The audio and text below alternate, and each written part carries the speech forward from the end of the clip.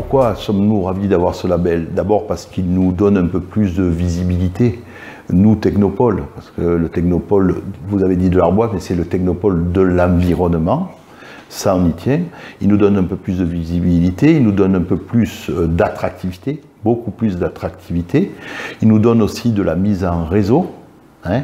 Avec ce label, on savait très bien qu'on n'allait pas avoir des subventions, c'est pas ce que l'on cherchait. Et tout ça, on l'a à la fois pour le Technopole, mais aussi et surtout pour les entreprises du Technopole, celles qui sont déjà en croissance et en maturité, mais nous avons pensé aussi particulièrement à nos startups, puisque comme vous le savez, nous avons créé depuis peu une nouvelle pépinière. Alors je dis une nouvelle pépinière parce qu'elle succède à une pépinière existante et qui a eu quelques difficultés, que nous avons dû, qui s'est arrêtée, et nous devions, pour conserver le label Technopole, nous devions avoir absolument une pépinière d'entreprise. Et l'opportunité que nous avons eue, c'est de se dire ne faisons pas une pépinière généraliste, mais une pépinière autour des clean tech, parce que notre fil conducteur, ça reste l'environnement,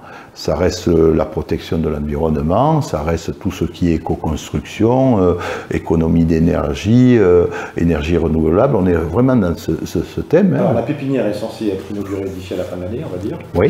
À peu près. Oui. Qu'est-ce que représente le Technopole aujourd'hui, le Technopole de l'environnement, comme vous dites? Qu'est-ce qu'il représente en termes de start-up? Vous accueillez combien de start-up ici? Ici, on est à peu près, on a 110 entreprises. Notre but, c'est alors des start-up, on peut en avoir une vingtaine, une trentaine, ça va dépendre un peu de notre activité, mais je dirais plus que le nombre de start-up que l'on va attirer, c'est la qualité de celle-ci, la qualité et surtout la thématique de celle-ci. Si vous vouliez, auparavant, on se disait être un technopole de l'environnement, ce qu'on était, mais notre pépinière nous proposait qu'une dizaine de pourcents des startups n'étaient que des startups qui étaient d'origine environnementale. Qu'est-ce que vous leur proposez justement à ces startups concrètement? De les positionner à l'international, vous avez parlé beaucoup du CES de Las Vegas tout à l'heure. Oui. De les positionner, de les mettre en réseau, de leur faciliter, disons, l'accès à des investissements, à des levées de fonds. Oui. Permettez-moi peut-être de vous surprendre. Qu'est-ce que vous leur proposez? Premièrement, c'est important. On leur propose un environnement exceptionnel. Voilà, ça, on y tient, c'est un environnement exceptionnel. On se demande comment on arrive à travailler dans cette espèce de campus. On leur propose aussi, comme je vous le disais, d'avoir à proximité et sur le Technopole des pôles de compétitivité, d'avoir des laboratoires de recherche pour faire de la fertilisation croisée. Alors ce qu'on leur propose, nous, en tant que Technopole d'Arbois, c'est de favoriser, susciter, animer cette fertilisation croisée.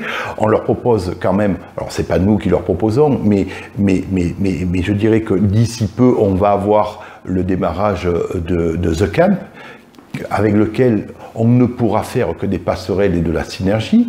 Voilà, on leur propose un écosystème exceptionnel. Et puis aussi, on leur propose effectivement d'être plus visible notamment à l'étranger, je dis bien fort de l'expérience que nous avons eue l'an dernier au CES de Las Vegas, où nous avons, alors que nous partions un peu la fleur au fusil, tout en l'ayant préparé, parce qu'on avait un bon accompagnement, nous avons beaucoup appris. Beaucoup après. Oui, on va retourner. Oui, on va retourner. Fort de cette expérience et fort de l'avancée à la fois de la métropole, de ce label qui est un label d'équipe. Voilà, on y tient, c'est pas le label du CleanTech du Technopole, c'est le label d'équipe avec Marseille Promotion, avec des pépinières d'entreprise, avec The Camp, avec Cap Énergie, avec d'autres pôles de compétitivité. Eh bien, on y va, on y retourne en apportant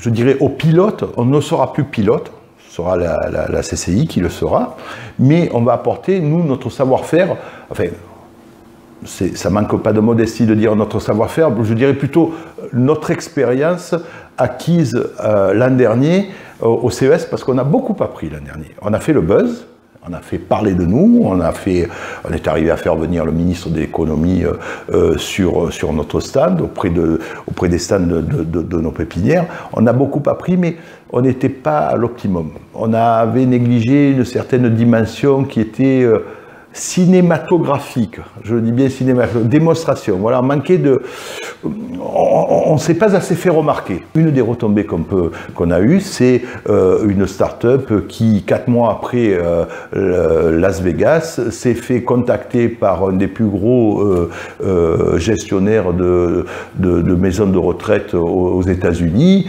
pour lui dire votre produit de diffuseur d'arômes nous intéresse. On l'a vu dans un média, dans une presse spécialisée des États-Unis. Voilà, il faut être à Las Vegas, on va y retourner, mais on ne va pas y retourner seul, on va y retourner avec nos partenaires et on va aller, selon la bonne expression, chasser en meute.